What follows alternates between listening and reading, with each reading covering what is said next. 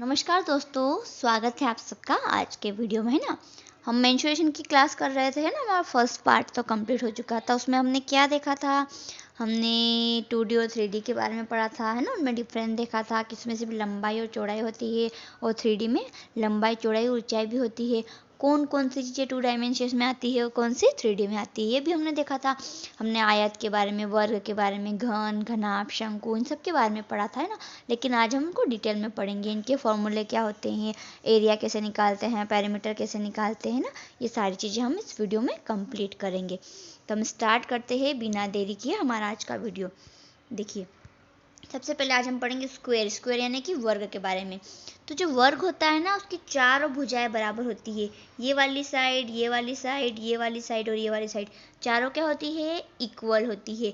ये वाली ए है तो ये भी ए होगी, ये भी ए होगी और ये भी ए ही होगी। ठीक है, ये चारों वर्ग की भुजाएं बराबर होती है। तो इसका क्षेत्रफल क्या होता है? एरिया, वर्ग का क्षेत्रफल बराबर ए स्क्वायर। ए स्क्वायर यानी कि भुजा का वर्ग। ठीक है, भुजा क्या होगा इसकी? ए। इसकी भुजा ए है ना, वर्ग की भुजा क्या है? ए तो है, ये भी ए है, ये भी ए, ये भी है, तो वर्ग की भुजा है ए। तो क्षेत्रफल होता है ए स्क्वायर। तो आपको ये याद रख लेना है कि वर्ग का क्षेत्रफल बराबर ए स्क्वायर या फिर भुजा का वर्ग। फिर बारी आती है पेरीमीटर यानी कि परिमाप की।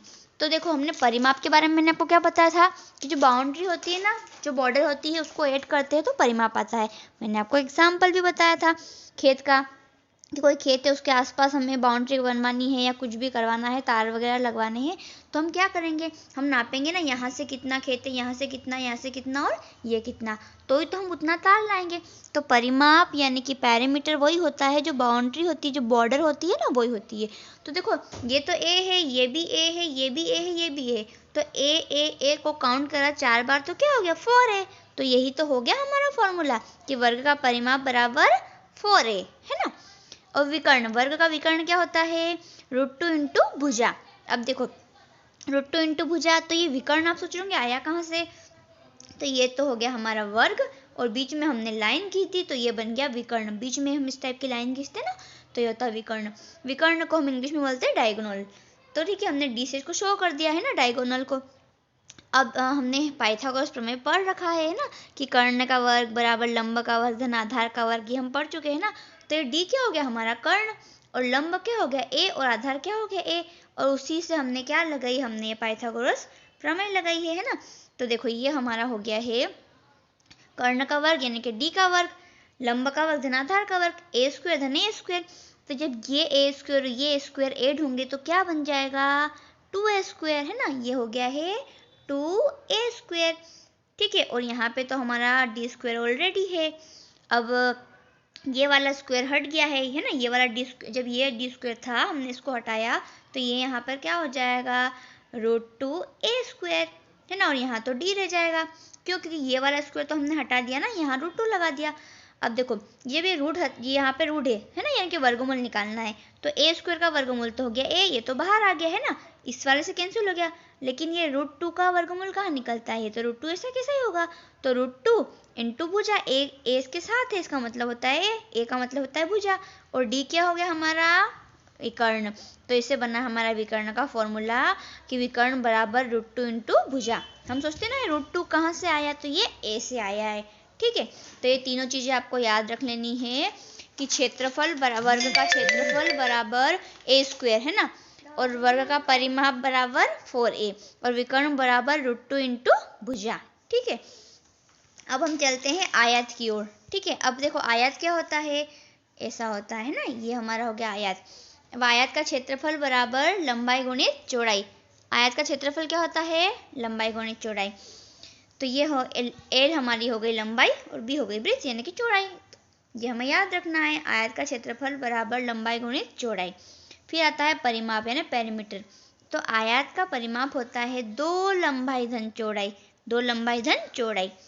देखो, 2 लेंथ प्लस ब्रिथ कैसे होगा पता है? ये फॉर्मूला भी ऐसे आया कि जब ये एल है, ये एल है, ये बी है, ये बी है, तो दोनों को काउंट करा तो ये एल और एल 2l हो गया, और ये बी और बी 2b हो गया।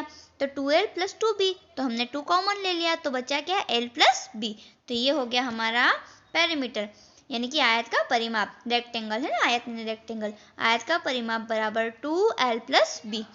अब देखो इसका भी विकर्ण होता है, इसका विकर्ण का फॉर्मूला क्या होता है, अंडर रूट में L square plus B square, under root में L square plus B square. आपको 3 फॉर्मूले याद रखना है, क्षेत्रफल, आयत का क्षेत्रफल, लंबाई गुणित चौड़ाई, आयत का परिमाप 2 लंबाई धन चौड़ाई, और आयत का विकर्ण अंडर रूट में L square plus B square, यानी कि लंबाई का वर्ग प्लस चौड़ाई का वर्ग।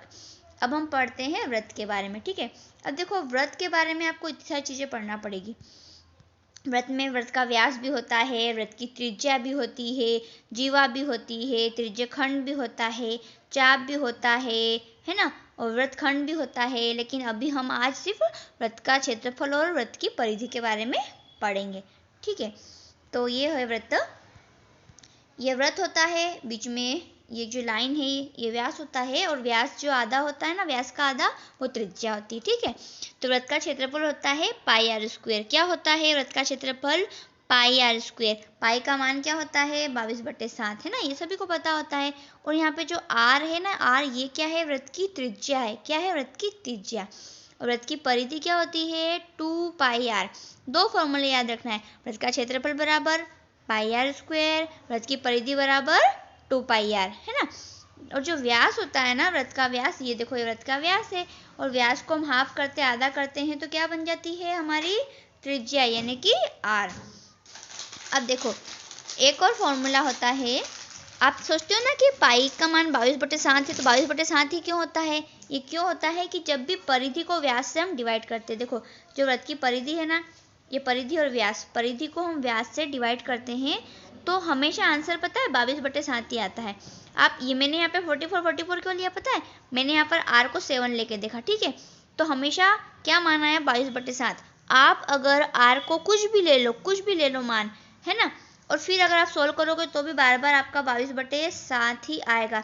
तो बार बार एक ही आंसर आ रहा था, जब भी परिधि को व्यास से डिवाइड करते हैं तो यही आता है 22/7। आप कोई भी मान लेके देखना, ठीक है। तो जब बार बार एक ही मान आ रहा था तो उन्होंने क्या नाम दे दिया, पाई नाम दे दिया, कि बार बार ऐसा कैसे बोलेंगे 22/7, तो उन्होंने क्या नाम दिया उसको, पाई, ठीक है।